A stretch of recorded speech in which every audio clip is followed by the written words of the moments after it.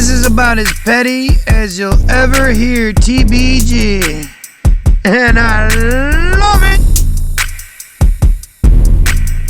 If you are someone, understand the power you wield. Gnyp had me so Munson like a kingpin who reveals his spiderweb conundrums, hide no doubts that never yield. Burning me like Bunsen, his puppet master deals keep the string pullers concealed, kneeling like good slaves. And Gnyp found our appeal so real, he said he may have actually sat and played our song like 20 times in a row. And this man's a top DJ, giving music by the kinds of artists that define the limelight everyone craves. 8NX was a musical mainline, shining with the brightest stage that every rock band made a place for on their tour, stopping the rant and rave, a grave endeavor to endure. And Gregory was Das Fuhrer, the head piker of the park, Tyler Durden leading scores of World War zombie marks, and Gnyp felt like the spark that could start the TBG fire. After years of driving around in the dark, Greg said it was time to retire.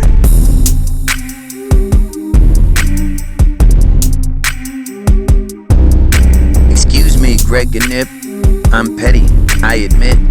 You broke my heart playing the part of a martyr with a whip. A startled little kid, a fart that can't be snipped, like you made the river split. And you could have helped me quit if you just read me the script. But like Noah's Ark, you're not too smart and full of parlor tricks. Your eggs are Arnold's Benedict. This just may smart a bit, but this is my parting gift. Now I know I should be better, but just like Betty Botter, I'm bitter that my batter clearly struck out like my father. But when it seems as though you matter to an actor such as Greg, it feels like good luck has shattered both of your broken legs. Since it wasn't like I begged, he fed into my delusion. He said our square peg led to round hole confusion, and that sounded like a movement, music to everyone's ears. And we were bound to see improvement when the loose ends disappear. So I cruised into gear, not fearing the shift, excusing the weird beard-wearing shit he'd clearly admit when sticking the landing, where we merely adrift or committed to standing together, demanding our branding succeeds. And from my understanding, we handed the keys and our management needs to the best possible Goy. So imagine my defeat when my dreams were left destroyed.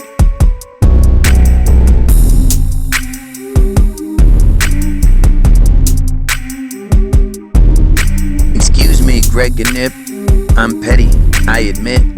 You broke my heart playing the part of a martyr with a whip. A startled little kid, a fart that can't be snipped, like you made the river split. And you could have helped me quit if you just read me the script. But like Noah's Ark, you're not too smart and full of parlor tricks. Your eggs are Arnold's Benedict. This just may smart a bit, but this is my parting gift.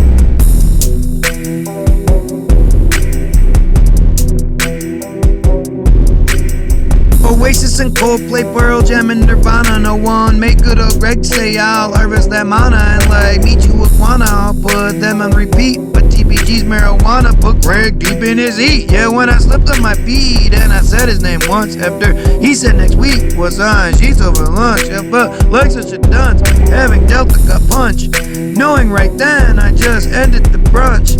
Plans in the crunch, that's more than a hunch. Keeping us down like drowning your crutch is a beautiful bunch. And homie, don't play that, like always rounding up who pays for the payback. But Greg didn't say that, or anything really. Playing in games like Pat Sajak, he just willy-nilly clubbed us like Billy, with no explanation. Gnyp's reception was chilly, so I changed the station. If you're a TBG fan, don't be stupid.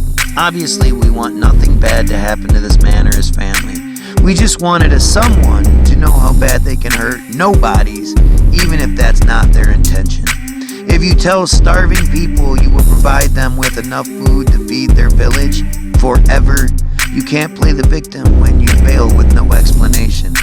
We just need to remember this when TBG are the HNIC and we have the power to crush people.